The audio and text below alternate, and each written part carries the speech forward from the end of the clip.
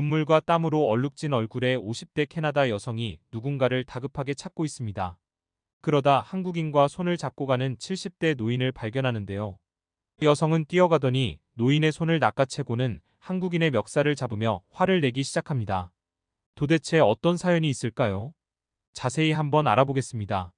해당 사연은 캐나다인 샤론 씨가 제보해 주신 이야기와 SNS 내용을 바탕으로 재구성된 스토리입니다. 안녕하세요. 저는 캐나다인 샤론이라고 합니다. 너무 어렸을 때의 기억이라 잘 생각은 안 나지만 제가 어렸을 때 가족들과 한국에 놀러 간 적이 있습니다. 지금은 한류 열풍이 불어 인기가 많지만 그때 당시는 전혀 그렇지 않았죠. 일본으로 가려다가 한국이 물가가 더 싸기도 하고 같은 동양권이니 비슷할 거라 생각해서 여행을 가게 된 것이죠. 그 정도로 한국에 대해 아는 것이 없었습니다.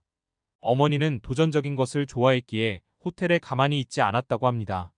저를 데리고 서울 관광버스를 타기도 하고 곳곳을 구경하고 다녔다고 합니다. 하지만 아버지는 겁이 많으셔 어린 제 남동생과 함께 호텔 근처에서만 움직이셨다고 하더군요. 어머니는 우연히 청계천 판자촌 쪽에 갔다가 저를 잃어버리셨다고 합니다. 판자촌의 풍경에 놀라셨던 어머니를 뒤로하고 거기에 사는 아이들을 발견하고는 제가 사라져버린 거죠. 같이 놀 생각에 따라가 버렸던 모양입니다. 제 기억에는 아이들과 같이 뛰어다니다가 정신 차려보니 판자촌의 한복판에 있었습니다. 전혀 다른 피부색, 언어가 주는 공포감은 대단했습니다. 무서움에 떨던 제가 울고 있자 어떤 여성분이 먹을 것을 손에 쥐어주었습니다. 그러면서 그녀는 뭔가 이야기하더군요. 하지만 무슨 소리인지 몰라 고개를 계속 저었습니다. 그녀는 곤란하다는 듯이 있었지만 제 옆에서 어머니를 같이 기다려줬습니다. 얼마나 지났을까 어머니가 저를 발견하게 되었습니다. 저는 너무 신이 나 달려갔지만 그렇게 무서운 표정을 지은 어머니는 처음 봤죠. 다독여줄 줄 알았던 어머니의 다른 반응에 너무 서러웠는지 성인이 될 때까지 그것은 큰 상처가 되었습니다. 그런 일이 있고 나서 캐나다로 돌아갈 때까지 저희는 호텔 근처에서만 돌아다녔습니다. 그리고 가족들은 더 이상의 해외여행을 가지 않았습니다. 아마 저를 잃어버렸던 아찔한 순간 때문에 그런 것이 아닐까 싶은 생각도 있긴 합니다만 그것 또한 저에게는 트라우마가 되었습니다. 저 하나로 여행을 가던 가족이 가지 않게 되었으니까요. 그렇게 한국을 잊고 살았는데 다시 상기시킨 것은 바로 남동생이었습니다. 남동생은 캐나다에 유학을 왔던 한국 여학생과 오래 사귀었는데요. 그 여학생과 결국 결혼까지 하게 되었죠. 그 덕분에 저희는 한국과 떼어놓을 수 없는 연이 깊은 가족이 되었습니다. 그렇게 저희는 각자의 가정을 꾸리고 항상 행복한 날들이 가득할 것이라고 예상했습니다.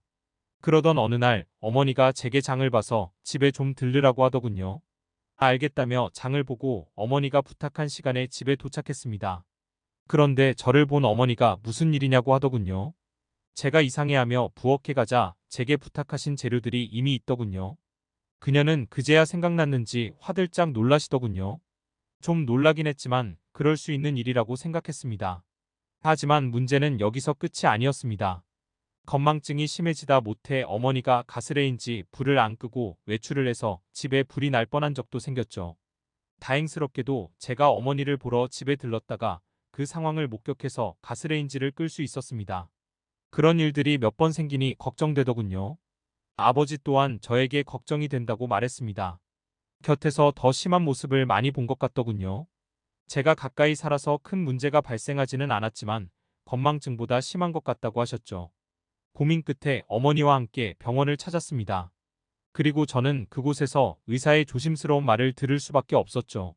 어머니가 바로 치매라는 것이었죠. 저는 몇 번이나 다시 물었습니다. 치매가 맞는지 완치가 되는 것인지. 하지만 모두가 아시다시피 치매는 치료라는 것이 없죠. 저는 말도 안 되는 소리이지만 완치에 대해 많이도 조사하고 물어봤던 것 같습니다. 하지만 답은 하나였죠. 치매 속도를 늦출 수는 있지만 완치는 불가능하다는 것이었죠. 어머니의 기억은 하루에도 순식간에 과거로 갔다가 다시 현재로 왔다가 들쑥날쑥했습니다. 아버지가 어머니를 감당하기는 무리가 있어 보였죠. 남편은 요양병원으로 어머니를 모시는 것이 어떠냐며 아버지를 설득하려고 했지만 말도 안 되는 소리 말라며 혼이 날 뿐이었습니다. 그러던 와중에 남동생은 한국으로 이민을 가게 되었습니다. 남동생의 아내가 뜻하지 않게 한국에서 스카우트 제의를 받았기에 같이 한국에서 거주하기로 했다고 하더군요. 잘된 일이었지만 한편으로는 아픈 엄마를 두고 가는 것이 탐탁지 않기도 했습니다. 하지만 올케에게 좋은 일이기에 축하하기로 했습니다. 스카우트 제의를 받는다는 건 그만큼 인재라는 뜻이기도 하니까요. 그렇게 남동생과 올케는 캐나다를 떠나 한국에 정착했습니다. 정신이 없는지 한동안 연락이 없더군요. 저는 그동안 어머니에게 매달렸습니다. 남편은 그런 저에게 서운해하더군요. 남편과 아들 둘을 다 신경을 써줄 수가 없으니 얼마나 서운하겠습니까? 결국 남편과 아들들에게 관심을 표하느라 어머니에게 신경을 쓰지 못했습니다. 그래서일까요? 어머니의 상태는 점차 더 안 좋아졌습니다. 오랜만에 집에 간 저를 못 알아보실 정도였죠. 저에게 누구세요? 라고 물어본 날은 제 인생 최악의 날이었습니다. 저를 못 알아보는 어머니를 붙잡고 얼마나 울었는지. 그렇게 상태가 안 좋아지실수록 저 또한 죄책감이 쌓여갔습니다. 자식의 도리를 다 못한 것 같아서 정말 신경이 쓰이더군요. 남동생은 어머니의 상태가 안 좋아지시는 것을 알고 갑자기 한국으로 초대를 했습니다. 더 안 좋아지시기 전에 추억이라도 쌓아야 하지 않겠냐면서요. 저는 고민했습니다. 남편에게 말했더니 사실 아이들도 다 큰 것이나 마찬가지니 어머니를 데리고 다녀오라고 하더군요. 그래도 되는 것일지 고민하자 남동생은 고민할 시간에 오라더군요. 아버지는 해외여행을 가면 말이 안 통하는 것이 답답하고 싫다면서 어머니와 둘이서 추억을 만들고 오라고 하더군요. 고민 끝에 엄마와 저만 남동생 가족이 있는 한국으로 가기로 했습니다. 남동생이 알아서 여행 코스를 정해놓기로 했기에 큰 걱정은 하지 않고 가게 되었죠. 캐나다에서 한국으로 가는 시간이 꽤 오래 걸렸습니다. 어렸을 때는 잘 몰랐는데 참으로 긴 시간이 걸린다고 생각했죠. 어머니는 다행히 잘 버텨주셨습니다. 남동생은 이태원에 자리를 잡았더군요. 올케는 한국에 있으니 더 활기찬 느낌이 들었습니다. 둘 다 잘 지내고 있는 듯해서 다행스럽더군요. 어머니와 저는 남동생의 집에서 며칠 묵게 되었습니다. 함께 63빌딩도 가고 청계천도 갔죠. 정말 예전이랑은 많이 다르더군요. 특히 청계천은 옛날 그곳이 맞는지 의심스러웠죠. 캐나다로 들어가기 며칠 전 아침을 먹고 더부룩해져 어머니와 함께 바로 앞에 있는 공원에 산책을 하러 갔습니다. 남동생은 갑자기 일이 생겨 어머니와 저만 가게 되었죠. 산책을 하는데 갑자기 배가 너무 아픈 것이 아니겠어요. 배탈이 난 것 같아 집으로 돌아가려고 했으나 화장실이 바로 눈앞에 보였습니다. 다급하게 어머니에게 어디 가면 안 된다며 벤치에 앉히고는 신신당부했죠. 화장실에 있는 와중에도 너무 걱정되었습니다. 그래도 어머니에게는 핸드폰이 있으니 괜찮을 거라 생각했죠. 볼일을 마치고 정신없이 화장실 밖으로 나왔습니다. 그리고 저는 패닉에 빠졌습니다. 벤치에 어머니가 없더군요. 당황스러움에 핸드폰을 들어 주위를 둘러보면서 연락을 넣었습니다. 아주 가까운 곳에서 벨소리가 나더군요. 어머니는 핸드폰도 벤치에 둔 채 사라져버린 것입니다. 저는 공원을 뛰어다니기 시작했습니다. 하지만 그 어디에서도 어머니의 모습을 발견할 수가 없었습니다. 식은땀이 나고 눈물이 났습니다.